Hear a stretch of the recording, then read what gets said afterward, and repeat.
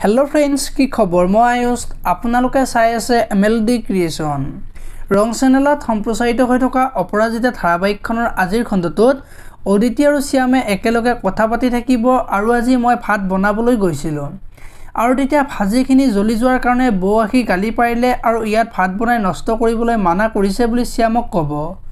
আৰু আজি মোৰ খুৰীলৈ মনত পৰিছে খুৰীয়ে আমাৰ কাৰণে বহুত সহায় কৰিছে যদিও তেওঁলোকক মান্তি কৰোৱাত খুৰী ব্যৰ্থ হ'ল কিন্তু তুমি আৰু মই এক হোৱাত খুৰী যথেষ্ট অৱদান আছে বুলি ক'ব